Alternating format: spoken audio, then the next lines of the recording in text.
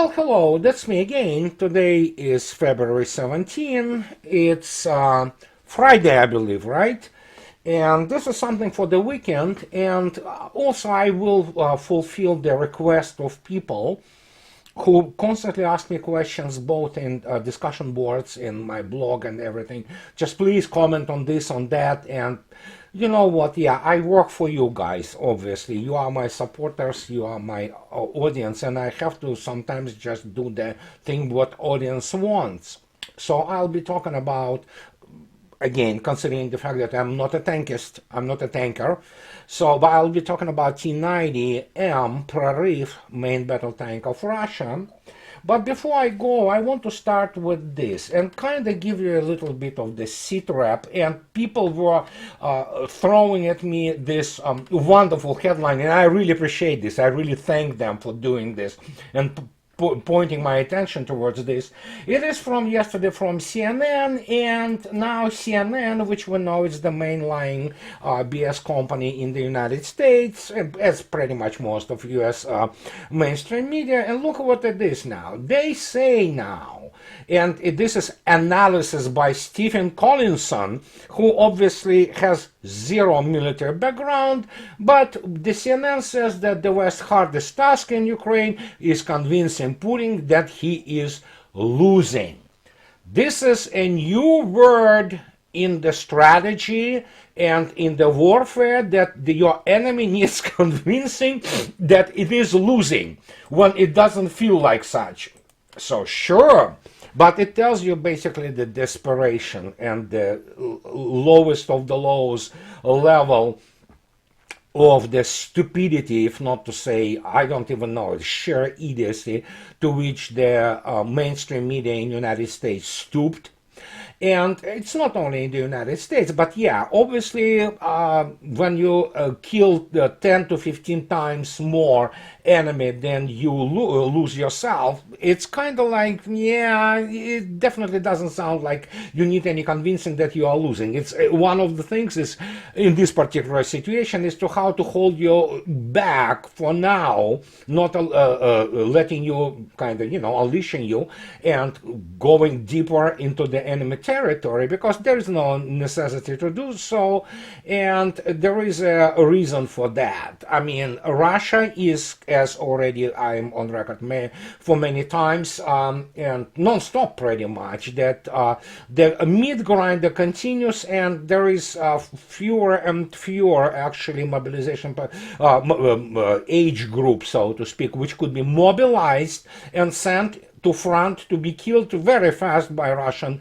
artillery, Russian smart weapons or high precision weapons or infantry, and we know where it is all going. And here is another interesting piece which needs to be kind of discussed a little bit. And this is the piece written by Mr. Rickards. Mr. Rickards is actually a very brilliant man. I mean, his biography is interesting. For 40 years, he was the analyst of the capital markets. He also consulted CIA. He consulted many top-notch politicians. And here what he writes yesterday, the horrifying endgame in Ukraine. And yes, we are in the end game, and look what he writes. U.S. outlets such as the New York Times, a channel for the State Department, and the Washington Post, a channel for the CIA, report endlessly about how Russian plans have failed, about how incompetent they are, about how the armed forces of Ukraine have pushed back Russians in the Donbass, and how NATO weapons such as U.S. Abrams tanks, UK Challenger tanks, and German Leopard tanks will turn the tide against Russia soon. This is all nonsense. None of it is true. And Mr. Rickards continues to point out that the game is up for the combined West. For Ukraine, it's obvious. It's the economy is non-existent there, and the state as such doesn't exist. If not for support from the West, it would collapse, implode already. But it's imploding as we speak anyway. So, but he is talking about the scenario which I have to address, and people talk about it, and they are afraid of it, that in the end, somehow, and there is a possibility of it, how probable it is, that Biden, who is absolutely afraid of losing the face, and of course the bunch of the cabal of those mad, batshit crazy neocons, they will decide somehow to introduce US troops into the western Ukraine. Is it possible? Possible. Possible. How probable it is? I don't know. Difficult for me to judge because I can only assume the depth of the craziness, and they are crazy, and ignorance of those people who surround Biden himself and those shyster neocons from State Department and those American generals like Petraeus who wouldn't know how to fight how to fight out of the wet paper bag. But these are the type of people who consult and push this agenda.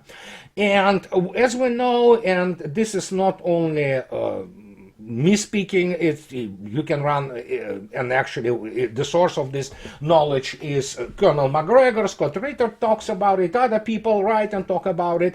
United States currently has about 100,000 troops in Europe. And about 50,000 of them are real combat troops. There are troops which you can create some brigade combat teams, troops which can be thrown into battle. How long they will last there? Well, unless obviously United States wants to involve, the only thing which United States thinks it can do is the airspace operation against Russian troops. Then we have on our hands a very interesting situation, and NATO will be defeated and wiped out of the face of the Europe pretty fast. Obviously, it will increase casualties on both sides. I mean, and I would dare to say that United States casualties in the first couple of weeks will be catastrophic if they will decide to do so. And that's what Mr. Rickards afraid of, that, yeah, they may decide to go into the western Ukraine. Will it happen? As I already stated, I don't know, but again, remember, and when you consider once you see or read something which says CNN reports or MSNBC reports or New York Times reports, you can immediately discard it and reject it as the pretty much propaganda. Most of it is propaganda and downright lies.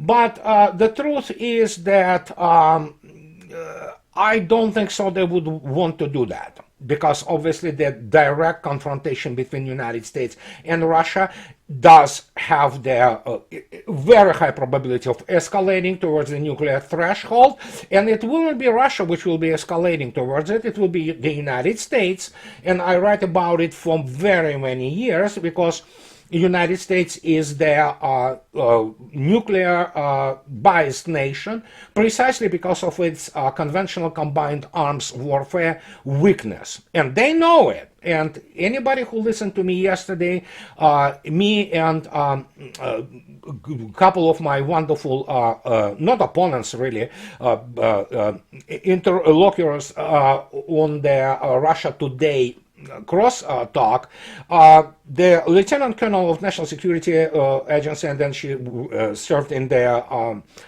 U.S. Air Force, Karen Kvitkovsky, wonderful woman, cadre U.S. officer. She spoke about it directly. I will leave the link to the RT crosstalk below this video. She spoke openly that most people in the U.S. Army know they don't stand a chance. They're fighting Russia in conventional way. So, and she talks about those people being aware. It is the top brass like General Milley or Lord Austin or Petraeus or King who still live in this alternative reality of the warfare because they never won a single thing in their life. They mostly were losing. And so you can obviously build the conclusion based on the fact that those people, as I already stated, that they will not be able to fight their way out of the wet paper bag. So now they wanted to fight Russia. Well, good luck with that. But once we kind of discussed it, we have to go to what I stated in the beginning, and we have to discuss this thing because people ask me constantly. Here it is. And this is that thing. It's called, obviously, T-90M Prorыв main battle tank. And this is the tank which is Well, basically, not even T90 anymore. It uses somewhat similar platform, but speaking frankly, it is absolutely new tank.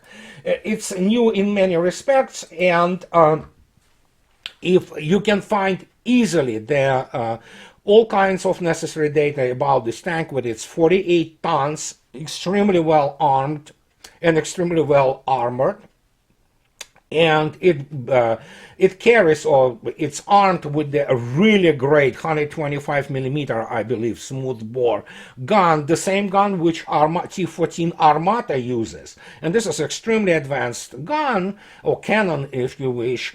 But the task and the main thing about this T-90 Emperor Reef is the fact that, of course, traditionally, you can look up the Center for Naval Analysis mentioning it in 2019-2020 when discussing the Western Military District of Russia and how it is armed with only 120 T-90Ms, that obviously they taking their information not from their any kind of real intelligence sources. They take it from the bunch of the shyster Russian sources, near military sources, which are basically packed with the amateurs who never served a day in any military, and yet they still make the conclusions based on that information, and all this OSINT, or open source intelligence of them, is reduced basically to browsing of the Russian sources, which is okay. You have to do that too. I do it all the time.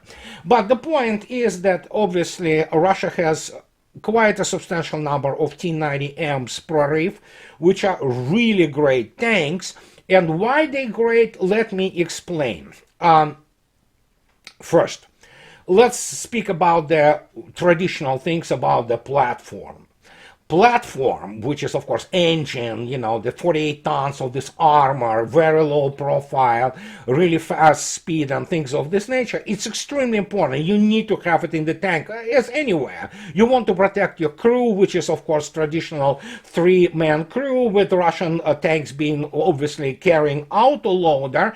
But this is not what is also so important about this tank, which is now being delivered to Russian army, both in the rear and to the front lines, especially starting from May and June last year, when the special military operations kind of started to gain the steam.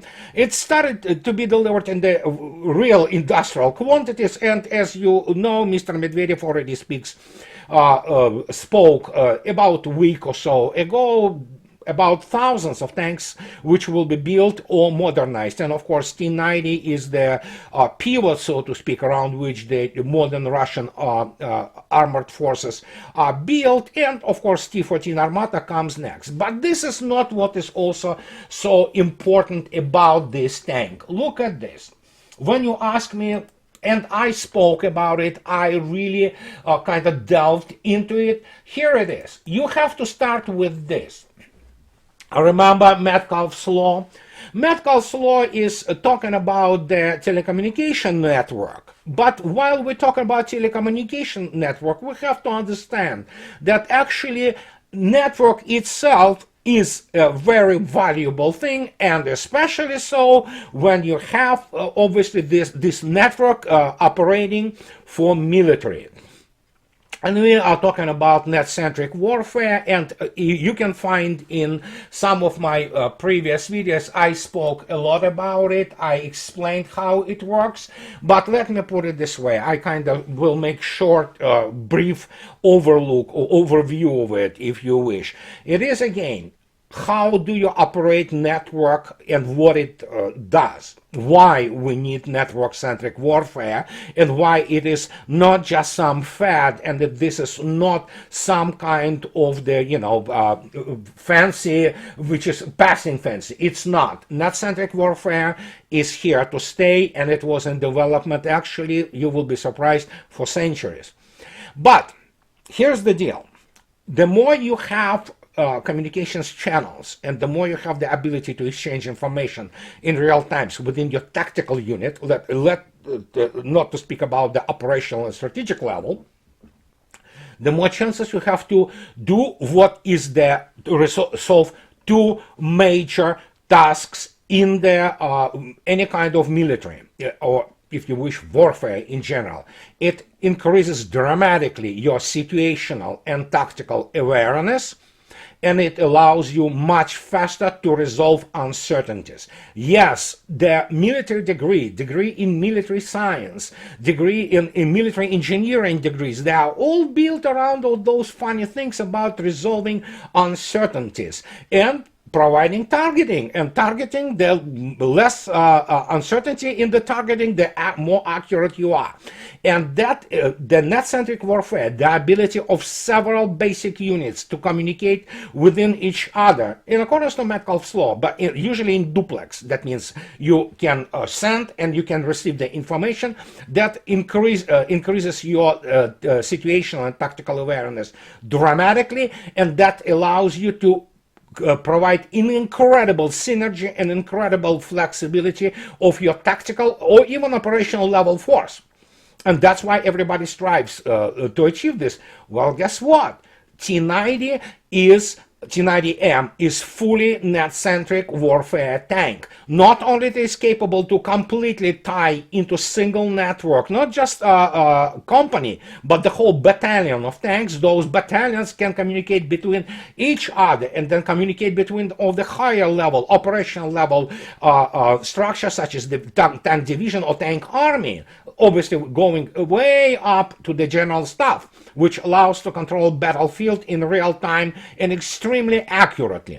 And this is what is important about T90. Apart from the fact that it has a brand new system of the ballistic computer and sensors. It is packed with the sensors, with all those infrared, thermal sights, laser range finders, and things of this nature. And this is what I need to point out again, because I always on record for many years that strategic intelligence and in terms especially open sources in the United States or in the West in general is not good. They do not understand what they're dealing with, because you have all those guys with degrees in political science, journalism, and everything, scanning those internet and those sources, media sources, open sources, and listening to what Russian officials say, and they never get it, because obviously they are very biased, and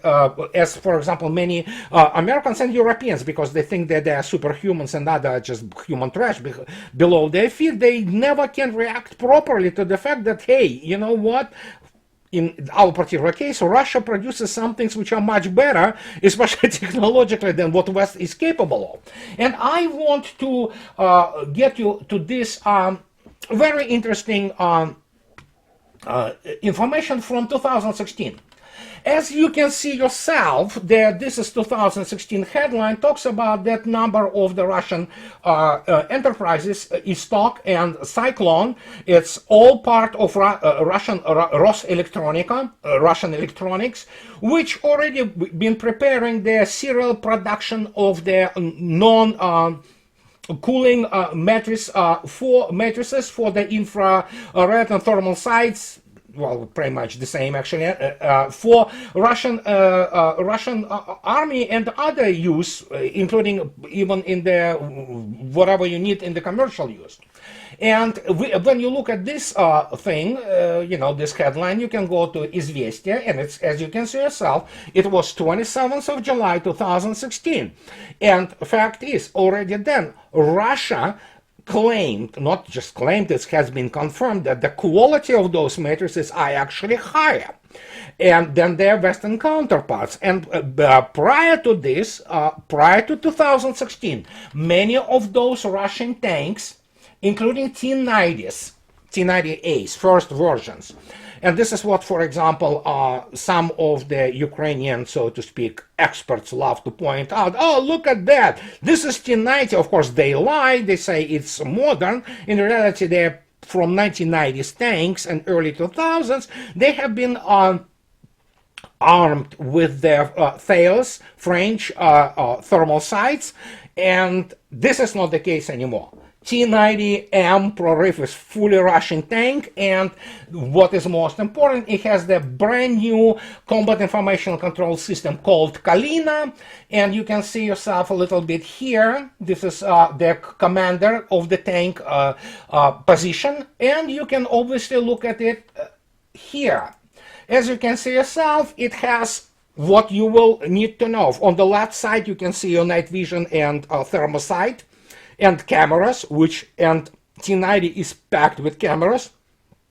This is one of the versions of this tank. Then, of course, you see the GLONASS receivers and all kinds of other things which tank commander needs. And, of course, the central monitor with all hotkeys, which shows the map and things of this nature, is precisely the thing which does the net-centric warfare, including fusing the information. It's sensor fusion, which it gets fusing optical, all kinds of optronic sensors, again, thermal, the night vision, and all kinds of these things. And when fusing this heterogeneous information, it provides the full operational or tactical picture, and it can exchange targeting and intelligence with other tanks, which increases the tempo of the operations dramatically by assigning all necessary tasks and targets to whatever you want.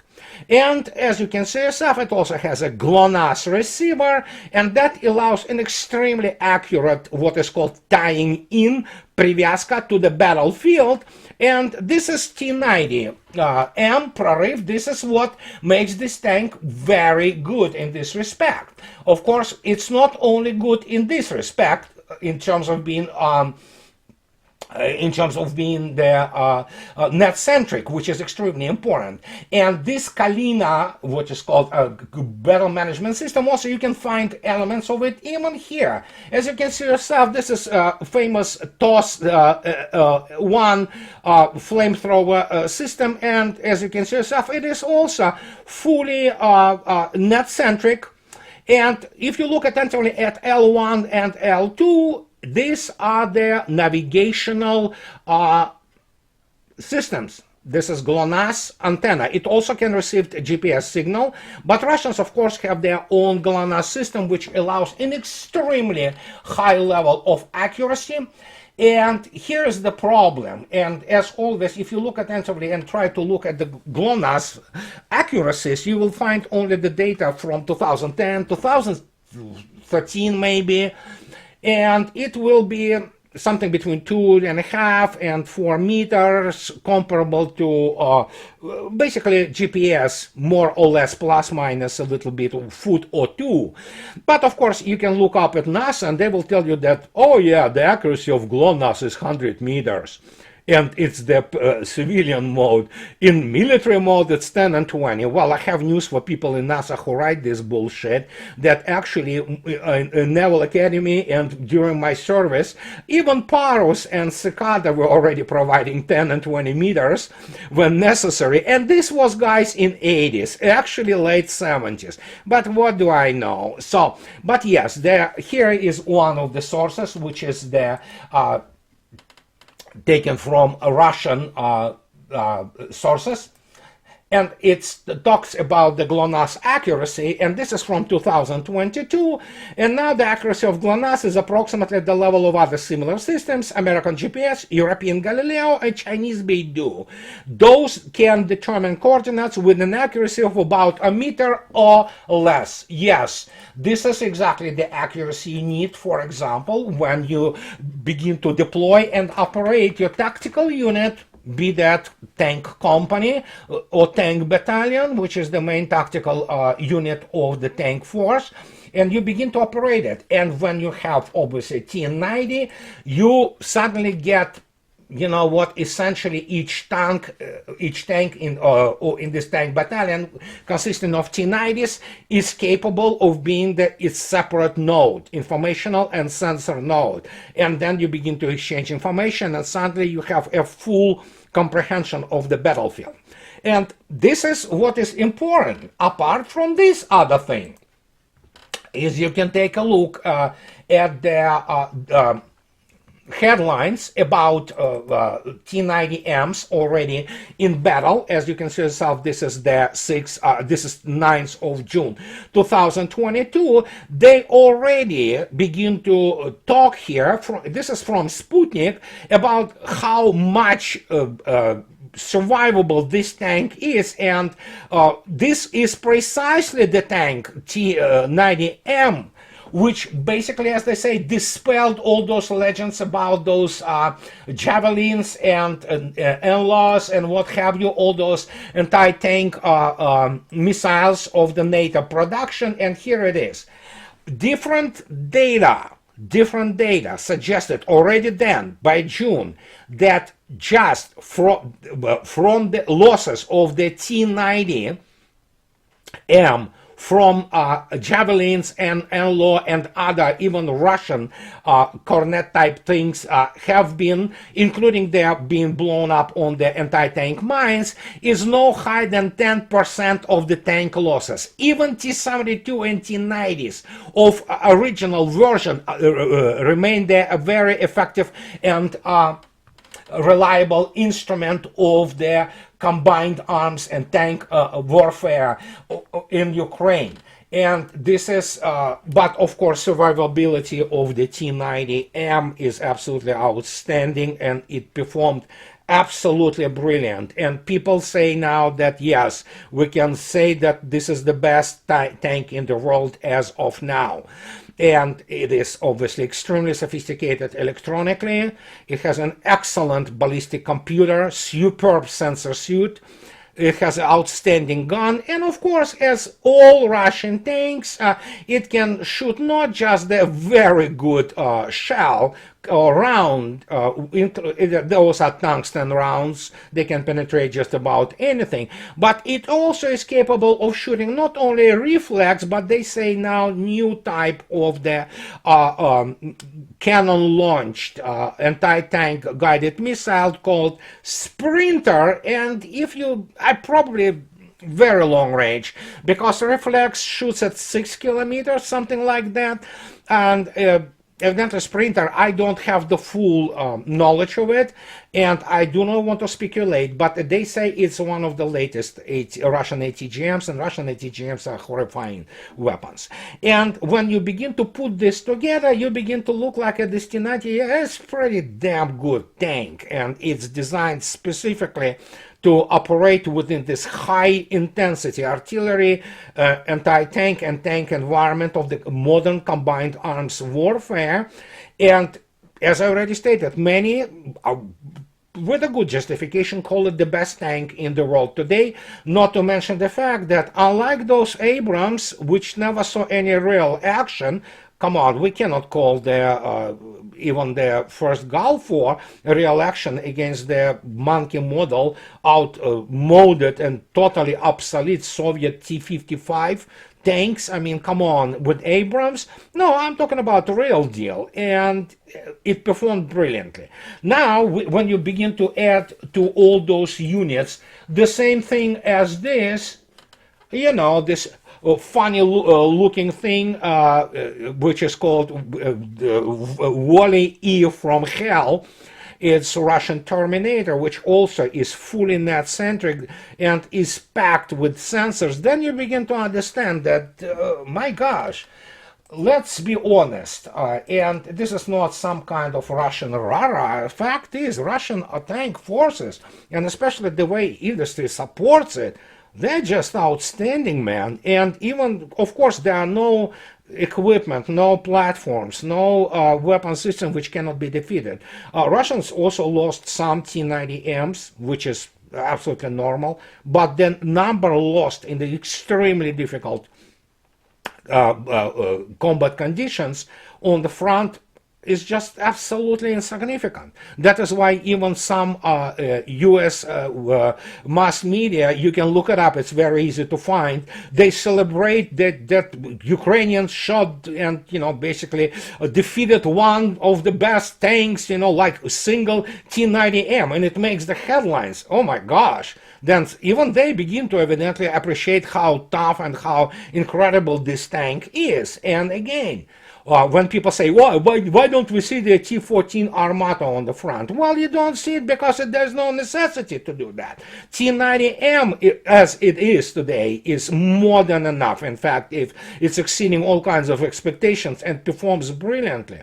And crews say that it is extremely comfortable tank. Now, why do you need to get that Armata who looks from the inside like that? It's actually all in the LCDs there, liquid crystal displays, and who knows what it has there, but it's essentially a robot inside, and of course there is no crew in the turret there. So, but T90 is kind of transitional, less expensive model of the tank, which probably will dominate the battlefield for a long time.